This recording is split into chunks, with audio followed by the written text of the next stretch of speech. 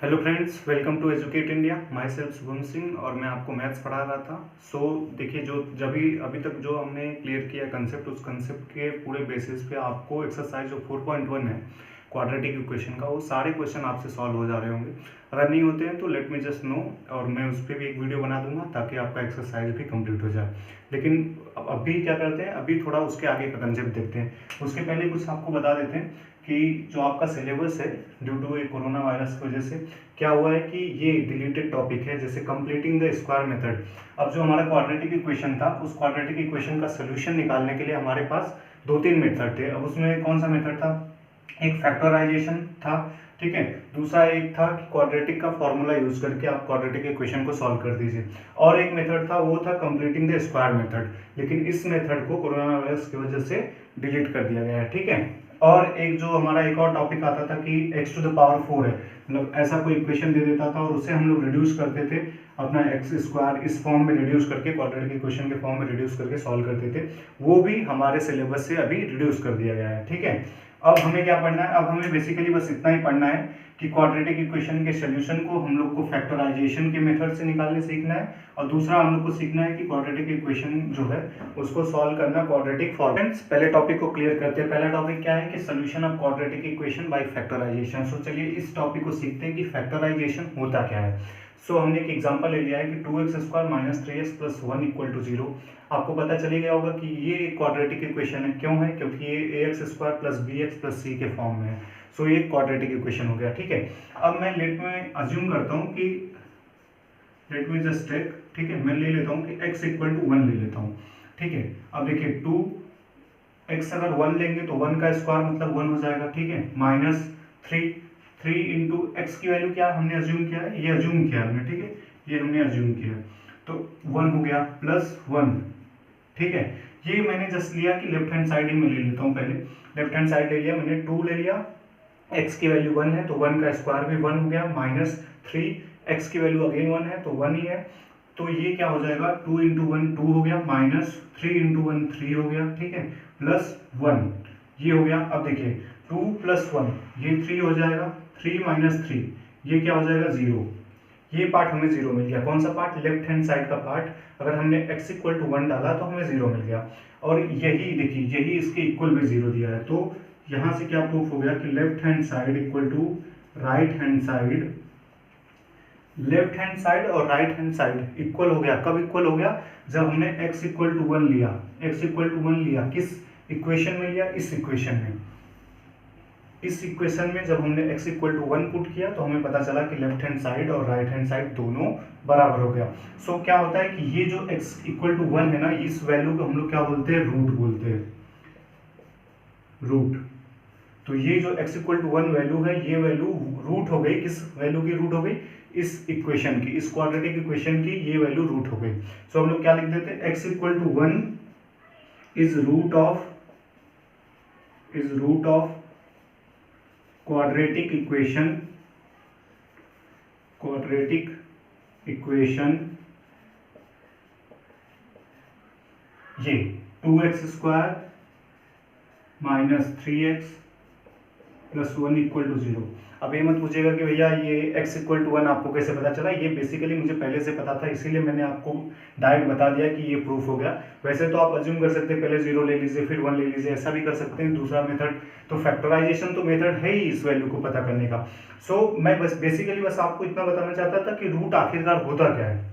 आपको पता चल गया होगा कि रूट वो वैल्यू होती है जिस वैल्यू को अगर हम लोग क्वाड्रेटिक इक्वेशन में अगर पुट कर देते हैं तो उससे क्या हो जाता है कि लेफ्ट हैंड साइड और राइट हैंड साइड दोनों की वैल्यू बराबर हो जाती है, इक्वल टू हो जाती है, ठीक है। तो जब इक्वल टू हो जाती है तो वही रूट होता है। रूट वही चीज होती है जो अगर क्वाड्रेटिक इक्वेशन में पुट कर दिया जाए तो आपको दोनों इक्वल। और देखिए और क्या होता है, और ये जो 1 वैल्यू रहती है, इसी 1 वैल्यू को हम लोग क्वाड्रेटिक पॉलिनोमियल, आपको मैंने पहले ही बताया था पहले ही लेक्चर में कि क्वाड्रेटिक पॉलिनोमियल मतलब ax² plus bx plus c, इसे क्वाड्रेटिक पॉलिनोमियल बोलते हैं। क्योंकि यहाँ पे जो डिग्री ऑफ पॉलिनोमियल है, मैक्सिमम डिग्री ऑफ पॉलिनोमियल वो 2 है, तो इसे क्वाड्रेटिक पॉलिनोमियल बोलते हैं। तो क्वाड्रेटिक पॉलिनोमियल का x इक्वल टू 1 ये क्या है? 0, मतलब 1 is zeros of quadratic polynomial ये 2x² माइनस 3x प्लस 1 ये।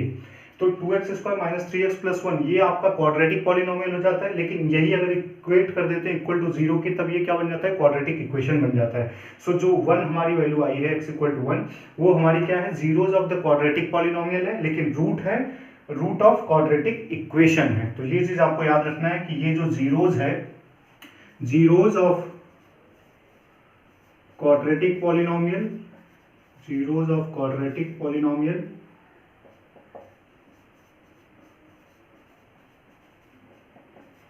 ये दोनों सेम ही होता है, और रूट ऑफ क्वाड्रेटिक इक्वेशन,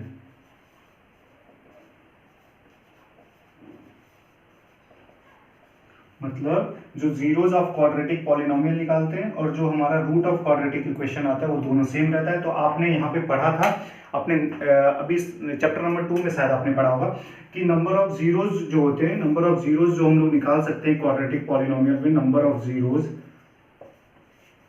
वो 2 रहता है। मतलब मैक्सिमम नंबर ऑफ जीरोज जो हम लोग पा सकते हैं किसी क्वाड्रेटिक पॉलिनोमियल से वो 2 रहता है। वैसे ही क्वाड्रेटिक इक्वेशन से जो मैक्सिमम नंबर ऑफ रूट हम लोग निकाल सकते हैं वो भी 2 रहता है। तो ये याद रखिएगा कि maximum number of root is 2 in quadratic equation. अब ये क्यों होता है, आप पूछेंगे भैया ये क्यों होता है कि मैक्सिमम नंबर ऑफ रूट सिर्फ 2 ही निकलते हैं। तो उसके पीछे रीजन ये है कि देखिए जो डिग्री ऑफ पॉलिनोमियल हो जाती है वो 2 हो जाती है। वैसे देखिए इस इक्वेशन में, जैसे कि हमारा एक क्वाड्रेटिक इक्वेशन है, तो इसमें जो डिग्री है वो 2 है, जो मैक्सिमम डिग्री है वो 2। तो जितनी डिग्री रहेंगी उतनी ही रूट आप निकाल सकते हैं। अगर कोई किसी में मान लीजिए x⁴ प्लस है, तो मैक्सिमम आप लोग इसमें कितना निकाल सकते हैं रूट, इसमें मैक्सिमम रूट आप लोग 4 निकाल सकते हैं। उसी प्रकार यहाँ पे क्योंकि 2 ही रहता है, क्योंकि ये हम लोग क्वाड्रेटिक इक्वेशन की बात कर रहे हैं, तो उसमें जो मैक्सिमम डिग्री है वो ऑलरेडी 2 होती है। तो जिसमें 2 होती है उसका सिर्फ हम लोग 2 ही रूट निकाल सकते हैं। उसी तरीके से आपने देखा होगा सेकेंड चैप्टर में कि जो मैक्सिमम नंबर ऑफ जीरोज है वो भी आप लोग सिर्फ 2 निकाल सकते हैं क्वाड्रेटिक पॉलिनोमियल में। ठीक है, ये आगे देखते हैं कि हमें तो पता ही था कि हमारा क्वाड्रेटिक इक्वेशन का जो फॉर्म होता है वो क्या होता है, ax² plus bx plus c equal to 0 where a is not equal to 0, इस फॉर्म में। लेकिन जनरली क्या होता है, जब अभी हमने कंसेप्ट सीखा कि रूट क्या होता है और जीरोज क्या होता है, वो तो आपने चैप्टर नंबर 2 में सीखा था कि पॉलिनोमियल के जीरोज कितने होते हैं। तो जो हमने रूट के बारे में सीखा कि रूट वो वैल्यू होती है जिस वैल्यू को अगर किसी इक्वेशन में, क्वाड्रेटिक इक्वेशन में पुट कर दिया जाए तो left hand side equal to right hand side हो जाता है। ठीक है, तो अब देखिए रूट को जनरली यहाँ पे लिख लीजिए कि जनरली रूट को हम लोग अल्फा से डिनोट करते हैं। ठीक है, अब अल्फा से डिनोट करते हैं, तो जब रूट ही अल्फा हो गया मतलब x की वैल्यू ही अल्फा हो गई, सो क्या हो गया, x इक्वल टू ही अल्फा हो गया। ठीक है, अब x को अल्फा से रिप्लेस कर देंगे। तो इस इक्वेशन में देखिए क्या कीजिए कि x को अल्फा से रिप्लेस कर दीजिए, तो देखिए कि क्या इक्वेशन मिलता है। तो a⁴ plus b⁴ plus c equal to 0, ये हमें एक फॉर्म मिल जाएगा। ये बेसिकली इस फॉर्म में मिला, ये रूट के फॉर्म में मिला। तो यहाँ पे जो अल्फा है वो हमारा अल्फा क्या है, वो अल्फा हमारा रूट है। ठीक है फ्रेंड्स, आगे देखते हैं। अभी तक हमने सीखा कि रूट क्या होता है, लेकिन जो मेन हमारा मोटिव था वो मोटिव था कि हमें क्वाड्रेटिक इक्वेशन को फैक्टराइजेशन मेथड से सॉल्व करना सीखना था। सो चलिए एक एग्जांपल नंबर 3 है, उस एग्जांपल नंबर 3 में आपको क्या बोल रहा है कि find the root of equation 2x² minus 5x plus 3 equal to 0 by factorisation. So मैं आपको बताने जा रहा हूँ कि फैक्टराइजेशन होता क्या है, उसे यूज कैसे करते हैं, और उसे यूज करके ये जो x की वैल्यू है, मतलब जो रूट की वैल्यू है, उस रूट की वैल्यू को कैसे फाइंड आउट किया जाता है। सो देखिएगा ध्यान से, 2x² minus 5x plus 3 equal to 0। इस चीज में आपको क्या करना रहता है कि ये जो माइनस 5x है इसको ऐसे 2 पार्ट में स्प्लिट करना रहता है कि मल्टीप्लाई करने पे ये जो a है, a की वैल्यू है, और ये c की वैल्यू है, इन दोनों का मल्टीपल, मतलब 2 × 3, a है ये c है, ax² plus bx plus c equal to 0। वहां से हमने लिया a × c, मतलब 2 × 3, मल्टीप्लाई करने पे 6 आ जाए। समझ रहे हैं आप क्या बोल रहा हूँ मैं, कि ये जो मिडल वाला टर्म है उस मिडल वाले टर्म को ऐसा स्प्लिट करना रहता है कि मल्टीप्लाई करने पे 6 आ जाए और प्लस करने पे माइनस 5x आ जाए। ठीक है, मल्टीप्लाई करने पे 6 आ जाए, प्लस करने पे माइनस आ जाए। तो अब देखिए 2 × 3, ये हमारा 6 ये निकला। तो अब 6 को कैसे स्प्लिट कर सकते हैं, 6 को स्प्लिट कर सकते हैं 1 इंटू 6 में, ठीक है, और 3 इंटू 2 में, 3 2 जा भी 6 होता है, 1 6 जा भी 6 होता है। लेकिन यहाँ पे देखिए दूसरा जो कंडीशन है, एक तो हो गया कि चलिए मल्टीप्लाई करने पे 6 आना चाहिए, वो 6 आ गया क्योंकि ये 2 इंटू 3, इसको ऐसा स्प्लिट करना है 5 माइनस 5x को कि मल्टीप्लाई करने पे 6 आ जाए, तो वो तो ठीक है, 1 इंटू 6 और 3 इंटू 6 वो हो जा रहा है। लेकिन जो दूसरा कंडीशन है वो दूसरा कंडीशन ये है कि प्लस करने पे होना चाहिए, ठीक है, और आना क्या चाहिए, -5 आना चाहिए। तो प्लस कब होगा, देखिए अगर प्लस माइनस डाल देंगे तब भी ये माइनस हो जाएगा, दोनों प्लस डाल देंगे तो प्लस जरूर होगा, लेकिन दोनों प्लस होने के बाद ये 7 हो जाएगा। यहाँ पे भी अगर मैं दोनों प्लस डाल दूँ, मतलब 3 + 2, तो ये 3 2 5 हो जाएगा, जो कि हमें -5 चाहिए, +5 नहीं चाहिए। तो क्या करेंगे हम लोग, दोनों माइनस ले लेंगे, -3 ले लेंगे और -2, मतलब देखिए -3 -2 लिया तो आपने क्या हुआ, 3 2 जा 6 हो जाएगा, माइनस माइनस प्लस हो जाएगा। दूसरा, जब माइनस माइनस प्लस हो रहा है मतलब इनडायरेक्टली हमारा क्या हो रहा है, वो तो प्लस ही रहा है, ठीक है, और दूसरा आएगा भी क्या, -3 -2, ये क्या हो जाएगा, -5, मतलब प्लस भी कर दिया और माइनस भी आ गया, ठीक है, प्लस करने पे माइनस भी आ गया और दोनों का मल्टीप्लाई करने पे 2 3 जा 6, वो भी 6 आ रहा है, इससे भी 6 आ रहा है। तो कैसे करेंगे, फिर लिखिए 2x² -3x -2x +3 = 0।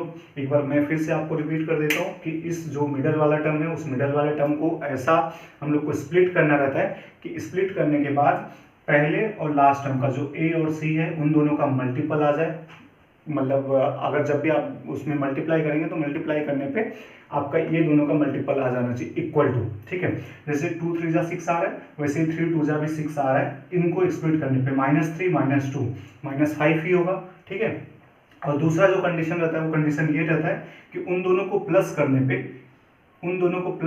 पे -5 आना चाहिए। तो अब देखिए -3 -2, अब माइनस माइनस प्लस हो गया तो प्लस ही कर रहे हैं आप, और आ क्या रहा है, -5 ही आ रहा है, ठीक है। तो अब देखिए क्या करेंगे, 2x² -3x है, इन दोनों में से कॉमन क्या ले सकते हैं, x को कॉमन ले सकते हैं। तो x कॉमन ले लिए तो यहाँ पे क्या बचेगा, 2x बचेगा, क्योंकि एक x से एक x कट जाएगा, ठीक है, -3 बचेगा, ये x इस x से ऑलरेडी कट जाएगा, ठीक है। यहाँ पे क्या करेंगे, यहाँ पे आप क्या ले लीजिए, यहाँ पे आप क्या ले सकते हैं, 1 ले लीजिए, ठीक है। जब कुछ नहीं ले सकते क्योंकि 2x भी अलग है और 3 भी अलग है तो कुछ नहीं ले सकते तो माइनस को ले लीजिए। तो आपने माइनस ले लिया तो यहाँ पे क्या बचेगा, 2x बचेगा, ठीक है। -1 लिए, यहाँ पे +3 है तो ये बच जाएगा -3, क्योंकि आपको पता होगा कि जब इससे हम लोग एक्सपांड करेंगे, एक्सपांड इन द सेंस कि रिजॉल्व करेंगे, तो क्या होगा, अगर माइनस रहता है किसी ब्रैकेट का तो अंदर के जितने भी टर्म रहते हैं सारे का साइन चेंज हो जाता है। तो अब चेंज हो जाएगा तो क्या हो जाएगा, देखिए -2x हो जाएगा, अगर मैं इस ब्रैकेट को हटाता हूँ तो -2x हो जाएगा जो कि ऑलरेडी हो जाएगा, लेकिन ये माइनस, इस माइनस का साइन चेंज करेगा तो +3 हो जाएगा, ठीक है, ये हो गया। अब देखिए देखने वाली चीज़ रहेगी कि ये चीज़ और ये टर्म, ये जो दोनों ब्रैकेट है वो दोनों ब्रैकेट की वैल्यू सेम है, 2x -3, तो उसे एक बार लिख लेंगे, और फिर जो दूसरा रहता है वो x और यहाँ का -1, ये दो टर्म मिलते, ये इक्वेट है इक्वल टू 0 के, ठीक है। आपको दो टर्म मिले 2x -3 और x -1 इक्वल टू 0। अब इससे क्या प्रूफ होता है, इससे प्रूफ ये होता है कि इन दोनों टर्म में से कोई एक तो टर्म होगा जो 0 होगा, तभी तो हमें डायरेक्टली जो मिल रहा है वो 0 मिल रहा है। इक्वल टू 0 तभी मिलेगा ना, या तो ये 0 हो और ये 0 हो, दोनों में से कोई एक 0 होगा तभी तो होगा। तो अब देखिए इसे क्या करते हैं, इसे 2x -3 इक्वल टू 0 कर दीजिए, x -1 इक्वल टू 0 कर दीजिए।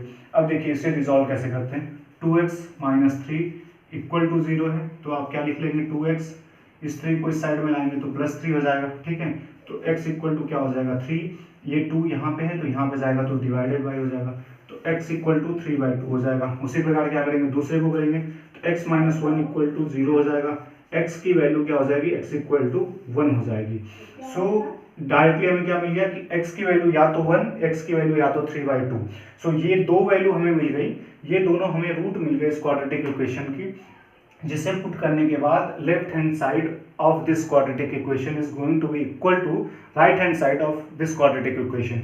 सो वेरीफाई करने के लिए एक मिनट क्या काम करते हैं, वेरीफाई करने के लिए भी चलिए पुट करके मैं दिखा देता हूँ एक क्वेश्चन आपको कि x इक्वल टू 1 पुट करता हूँ मैं इस फॉर्म में। तो ये फॉर्म है आपका 2x² -5x + 3 इक्वल टू 0। अब हमें देखिए रूट क्या मिला, ये हमारे रूट हैं, ठीक है, रूट क्या है, x इक्वल टू 1 और x इक्वल टू 3/2। सो आप जब भी एक्सप्लेनेशन लिखें तो उसमें ये लिख दीजिएगा कि x equal to 1, x equal to 3/2 are root of quadratic equation ये 2x² minus 5x plus 3 equal to 0। So ये फैक्टराइजेशन का मेथड था। चलिए मैं ये चेक कर लेता हूँ। x इक्वल टू 1 डालने पे देखिए क्या होता है, left hand side right hand side equal आता है कि नहीं आता है। सो लेफ्ट हैंड साइड को हम लोग पकड़ लेते हैं। लेफ्ट हैंड साइड में 2 है, 1 का स्क्वायर 1 हो जाएगा माइनस 5, x इक्वल टू 1 है तो 1 हो जाएगा प्लस 3, ठीक है। 2 इंटू 1 2 हो जाएगा माइनस 5 प्लस 3 प्लस 2 हो जाएगा 5 माइनस 5 यहाँ से 0 आ गया और ये इक्वल टू भी 0 है। मतलब ये जो राइट हैंड साइड का पार्ट है वो तो 0 दिया ही था, लेफ्ट हैंड साइड भी हमें ये सॉल्व करने के बाद 0 ही मिला। So left hand side equal to right hand side आ गया, मतलब हमारा जो रूट है। दूसरा क्वेश्चन देखते हैं। दूसरा क्वेश्चन है कि find the root of equation, ये क्वेश्चन नंबर एग्जांपल नंबर 4 आप है, ठीक है। Find the root of the equation 6x² minus x minus 2 equal to 0 by factorization, ठीक है। बाई फैक्टराइजेशन ही आपको ये क्वेश्चन भी सॉल्व करना है। सो मैं ये क्वेश्चन आपको बताता हूँ। देखिए क्या है, 6x² minus x minus 2 equal to 0। देखिए क्या, आप ध्यान रखिए कि इस टाइप के क्वेश्चन को जितना ज़्यादा आप प्रैक्टिस करेंगे उतना प्रैक्टिस करने के बाद आपको भी खुद का डेवलप होगा कि हाँ ये करने के बाद ये आएगा, ये करने के बाद ये आएगा। ये सारी चीज़ें यूज होती हैं, डायरेक्ट देखने से नहीं होगा। जितना प्रैक्टिस आप करेंगे इस टाइप के क्वेश्चन को, आपको भी आसानी होगी उसका रूट निकालने में। सो मैं आपको फिर से रिपीट करता हूँ कि इसमें करना क्या रहता है। इसमें आपको बेसिकली ये करना रहता है कि ये जो मिडल टर्म है उस मिडल टर्म को स्प्लिट करना रहता है ऐसे 2 पार्ट में कि मल्टीप्लाई करने पे 6, यहाँ पे देखिए यहाँ पे क्या है a और c, 6 इंटू 2 मतलब 12 है। तो मतलब ये कंडीशन हो गया कि x को ऐसा स्प्लिट कीजिए कि मल्टीप्लाई करने पे उन दोनों टर्म का मल्टीप्लाई करने पे 12 आए, ठीक है। माइनस करने पे -1 आए, माइनस करने पे उन्हीं दोनों टर्म का माइनस करने पे -1 आए, ऐसा करना रहता है। तो आप देखिए क्या करेंगे, 12 है, 12 का 2 हो सकता है, 6 2 जा 12 भी हो सकता है, एक 12 इंटू 1 भी हो सकता है, ठीक है।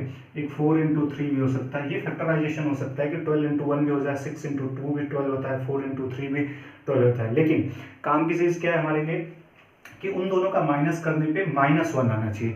तो मतलब उन दोनों के जो टर्म में डिफरेंस होना चाहिए वो डिफरेंस ही 1 का होना चाहिए। तो देखिए यहाँ पे 1 का डिफरेंस है क्या, 12 और 1 में नहीं, 2 और 6 में है, 6 और 2 में है नहीं है, 1 का डिफरेंस नहीं है। यहाँ पे तो 4 का डिफरेंस है, यहाँ पे तो 11 का डिफरेंस है। डिफरेंस जो 1 का है वो सिर्फ 4 और 3 में है। तो यही दोनों टर्म का यूज होने वाला है यहाँ पे स्प्लिट करने के लिए। इतना तो आपको पता चल गया होगा कि इन दोनों टर्म का स्प्लिट होके यहाँ पे यूज होगा। लेकिन ये ध्यान देने वाली बात होगी कि कौन सा प्लस होगा कौन सा माइनस होगा। सो वहाँ पे ध्यान दीजिए कि यहाँ पे क्या बोला है कि माइनस होना चाहिए। अब माइनस कब होगा, यहाँ पे देखिए अगर 2 माइनस रहेगा तो वो तो प्लस हो जाएगा, 1 प्लस 1 माइनस रहेगा तो भी माइनस हो जाएगा, 1 माइनस 1 प्लस रहेगा तो भी माइनस हो जाता है, ठीक है। आपको पता है 2 माइनस रहे तो भी प्लस हो जाता है, प्लस माइनस रहे तो भी माइनस हो जाता है, माइनस प्लस रहे तो भी माइनस ही हो जाता है, ठीक है। ये एक चीज़ होती है। तो अब आपको ये ध्यान देना है कि 4 प्लस रहेगा या 3 प्लस रहेगा या दोनों प्लस रहेंगे या कौन सा प्लस कौन सा माइनस रहेगा। तो मैं उस चीज़ के बारे में आपको क्लियर करना चाहूँगा कि देखिए आपको यहाँ पे ध्यान देना है कि माइनस करने पे होना चाहिए, वो तो ठीक है, माइनस करने पे होना चाहिए। तो माइनस करने पे होना चाहिए तो मतलब दोनों माइनस तो नहीं हो सकता, क्योंकि दोनों माइनस कर देंगे तो ये प्लस हो जाएगा, या फिर दोनों प्लस भी नहीं हो सकता, दोनों प्लस हो जाएगा तो प्लस हो जाएगा। प्लस नहीं करना है आपको, करना तो माइनस ही है, ठीक है। तो मतलब यही दोनों साइड में से कोई यूज होने वाला है। अब या तो ऊपर वाला यूज होगा या तो नीचे वाला, वो देखने वाली बात होगी। तो वो कैसे हो चेक करें कि ऊपर वाला यूज करें या नीचे वाला यूज करें, तो वो मैं आपको बताता हूँ। यहाँ पे देखिए -1 लाना रहेगा, ठीक है।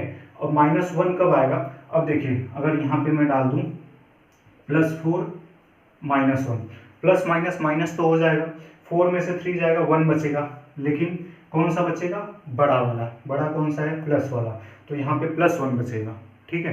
लेकिन हमें क्या चाहिए, -1 चाहिए। जब हमें -1 चाहिए तो फिर कैसे करेंगे, फिर हम लोग इस साइन को चेंज कर देते हैं, इसको माइनस कर देते हैं, इसको प्लस कर देते हैं। तो जब -4 + 3 करते हैं, -4 + 3 करेंगे तो क्या मिलेगा, प्लस माइनस तो हो ही जाएगा, ऊपर से यहाँ पे -1 मिलेगा, क्योंकि बड़ा वाला जो टर्म है वो निगेटिव है, तो निगेटिव है तो निगेटिव ही अपने को मिलने वाला है। तो यहाँ पे -1 मिल जाएगा, और हमें चाहिए भी क्या था, -1 चाहिए था। तो आपको समझ में आ गया होगा कि -4 और 3 यूज होगा, मतलब -4 मिलेगा और +3 मिलेगा, ठीक है। तो अब इसको लिख लीजिए कि 6x² - 4x + 3x minus two equal to zero. एक बार फिर से रिपीट करता हूँ, देखिए इन्हीं दोनों टर्म को हमने एक्सपांड किया, देखिए एक्स को ही हमने एक्सपांड किया, माइनस एक्स को, माइनस 4x प्लस 3x। यहाँ पे देखिए माइनस 4x में से प्लस 3x जाएगा तो क्या बचेगा आपका, माइनस x ही बचने वाला है, माइनस 4 प्लस 3 माइनस x, ठीक है। अब देखिए क्या कीजिए, यहाँ पे देखिए कॉमन क्या ले सकते हैं, x तो कॉमन ले ही सकते हैं, दूसरा क्या टर्म ले सकते हैं कि जो दोनों में डिवाइड हो वो 2 है, तो आप ले लीजिए 2x कॉमन ले लिया आपने। जब 2x कॉमन लिया तो 6 को अगर 2 से करेंगे तो 3 बचेगा, x स्क्वायर को अगर x से करेंगे तो x बचेगा, 3x बचा, ठीक है, माइनस हो जाएगा 2 2 जा 4 तो 2 बचेगा और x से x कट जाएगा, ठीक है, प्लस यहाँ पे क्या कॉमन ले, देखिए यहाँ पे एक और आपको आइडिया बता देता हूँ कि कैसे, अगर आपको नहीं समझ में आ रहा है कि यहाँ पे कौन सा टर्म कॉमन ले, तो क्या कीजिए कि इस टर्म को ध्यान दीजिए कि ये टर्म हम लोग को जो दूसरा यहाँ पे जो ब्रैकेट बनाना है वो भी इनडायरेक्टली हमें यही फॉर्म में बनाना है, ठीक है, हम लोग को यही ब्रैकेट यहाँ पे भी चाहिए, तभी तो हम लोग कॉमन ले सकते हैं यहाँ पे। तो ये ब्रैकेट बनाने के लिए यहाँ पे क्या कॉमन ले सकते हैं, यहाँ पे ब्रैकेट बनाने के लिए 1 लेंगे, क्योंकि हमें चाहिए भी तो यही, डायरेक्टली हमें 3x माइनस 2 ही चाहिए दूसरे ब्रैकेट में, तो 1 को कॉमन ले लीजिए। जब 1 को कॉमन ले लेंगे तो क्या बचेगा, 3x बचेगा, वैसे ही माइनस 2 भी बच जाएगा, ठीक है। अब देखिए 3x माइनस 2 3x माइनस 2 दोनों कॉमन है तो एक साइड लिख लीजिए, फिर दूसरा कौन सा ब्रैकेट बनेगा, 2x प्लस 1, ये ब्रैकेट बन जाएगा इक्वल टू 0।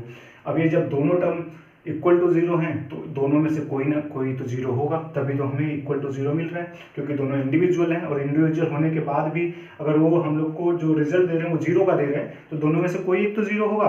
तो अब क्या करेंगे, ये जो 3x माइनस 2 इसको इक्वेट कर देंगे 0 के, और 2x प्लस 1 इसे इक्वेट कर देंगे इक्वल टू 0 के।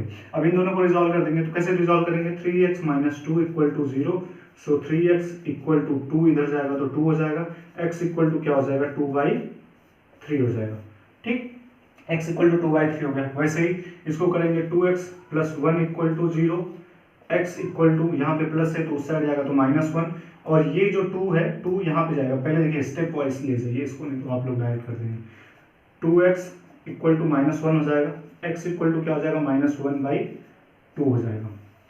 सो ये दो रूट हम लोग को मिल गए किसके, इस क्वाड्रेटिक इक्वेशन के, जो अगर इन दोनों की वैल्यू अगर आप पुट करेंगे ना यहाँ पे तो आपको क्या मिलेगा, आपको left hand side equal to right hand side मिलेगा।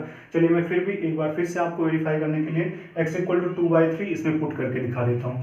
सो देखिए आपका इक्वेशन क्या, 6x² minus x minus 2 equal to 0, और हमें जो रूट मिला है यहाँ पे ये लिखना भूलिएगा मत कि we have just find out, यहाँ पे लिख दीजिएगा कि x equal to 2/3 and x equal to -1/2 are the root of the quadratic equation 6x² minus x minus 2 equal to 0। अब इसको चलिए वेरीफाई करके मैं बताता हूँ, x equal to 2/3 हमें मिला है।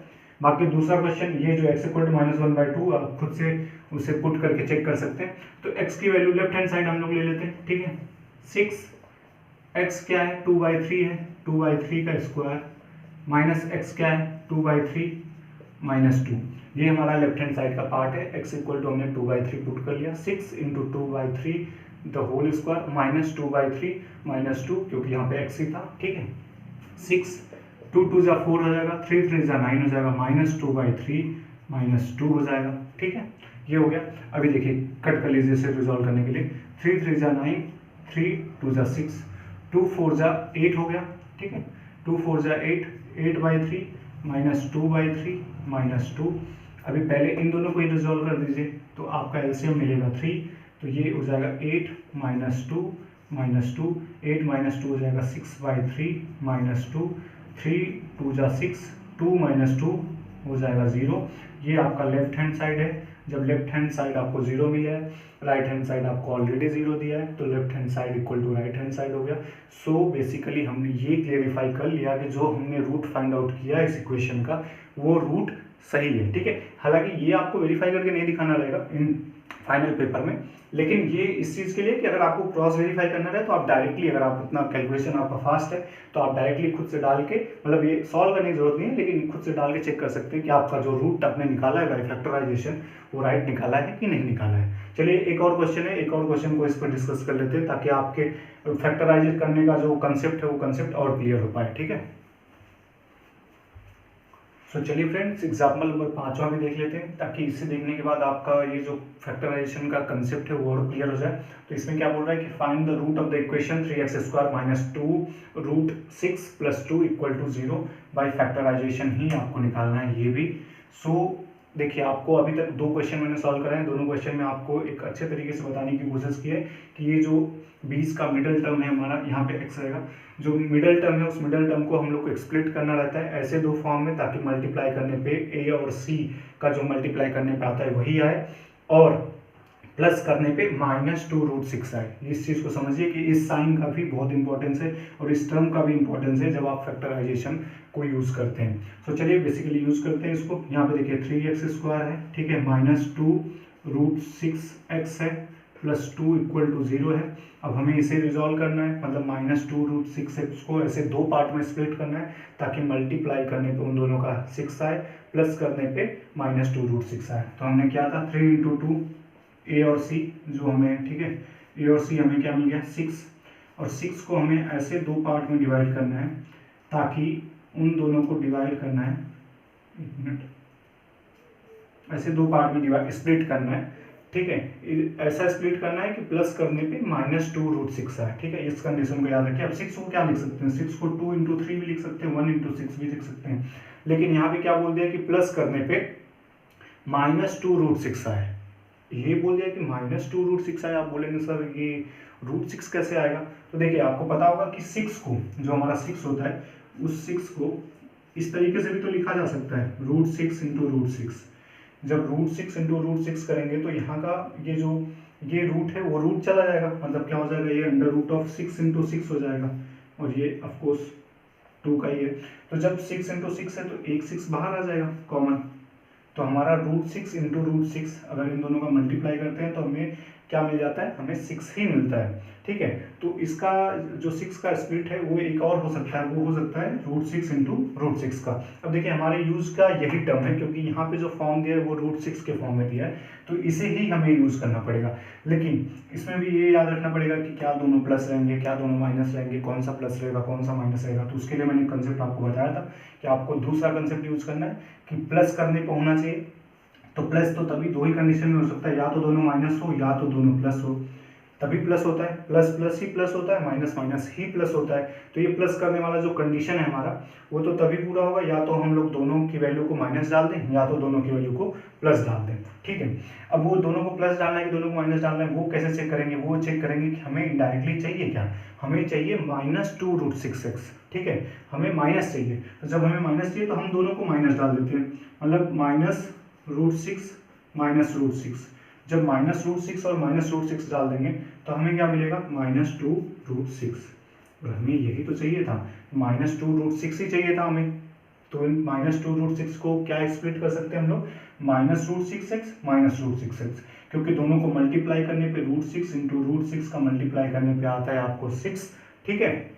और प्लस करने पे, क्योंकि प्लस ही कर रहे हैं हम लोग, माइनस माइनस प्लस ही कर रहे हैं, दोनों को प्लस करने पे आपको क्या मिलता है, -2√6x मिलता है। तो क्या हो जाएगा, 3x² -√6x -√6x + 2 = 0। अब आपको सिंपल सा वही यूज करना है। अभी देखिए, इन दोनों में से कॉमन क्या ले सकते हैं, देखिए यहाँ पे 3 है, यहाँ पे √6 है, ठीक है, यहाँ पे 3 है, यहाँ पे √6 है। देखिए √3 कॉमन ले सकते हैं, क्योंकि जैसा सेम मैंने बताया कि 6 को आप लोग यहाँ पे देखिए 6 को 2 पार्ट में कर सकते थे कि √6 × √6 इन दोनों को मल्टीप्लाई करने पे आता है, वैसे ही 3 को भी आप 2 टर्म में लिख सकते हैं, √3 × √3। और यही जो हमारा √6 का टर्म है, इसको भी 2 पार्ट में लिख सकते हैं, √3 × √2, क्योंकि अंदर की चीज़ें मल्टीप्लाई हो जाती हैं और रूट वहीं पे रहता है, तो ये दोनों भी इक्वल हो जाएगा √6 के। तो यहाँ से देखिए कि 3 में तो हमारे पास है ही 2√3 है, तभी तो 3 है। वैसे ही √6 के अंदर भी हमारे पास एक √3 है और एक √2 है, तो एक √3 है जो कॉमन हो सकता है इन दोनों में, ठीक है। तो उसी √3 को हमने कॉमन ले लिया, और x तो है ही। तो अब देखिए 3 के पास ऑलरेडी दो रहते हैं, वहाँ पे 2√3, ठीक है, 3 है ऑलरेडी 2√3, तो 2√3 में से अगर एक √3 चला गया तो एक √3 तो फिर भी बचा इसके पास, लेकिन यहाँ पे भी 2x थे, एक x चले गए तो √3x बचा पहले टर्म का। दूसरे टर्म में देखिए √6x था। अब √6x को कैसे स्प्लिट कर सकते हैं? √6x में एक √3 हो सकता है, एक √2 हो सकता है, ये दोनों हो सकते हैं, लेकिन हमने कॉमन क्या ले लिया है? √3 को कॉमन ले लिया। तो जब √3 कॉमन ले लिया तो बचा क्या? √2 बचा, √2, और x तो कट चुका है तो x तो बचा नहीं।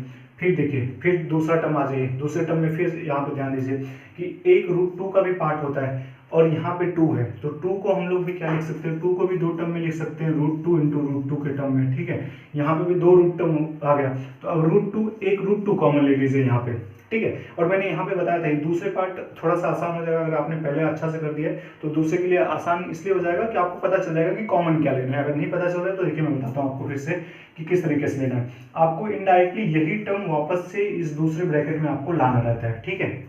ये जो दूसरा ब्रैकेट है उस दूसरे ब्रैकेट में भी आपको सेम टर्म लाना है, तभी तो आप दोनों को कॉमन लेके साइड में लाएंगे, ठीक है। तो उसके लिए आपको क्या करना रहता है कि यहाँ पे √3x है तो यहाँ पे भी √3x ही चाहिए हमें, ठीक है। यहाँ पे भी √3x चाहिए, तो जब यहाँ पे √3x चाहिए तो क्या करें कि √6 √3 बन जाए, तो √6 √3 तभी बनेगा जब उससे √2 से डिवाइड करेंगे, ठीक है।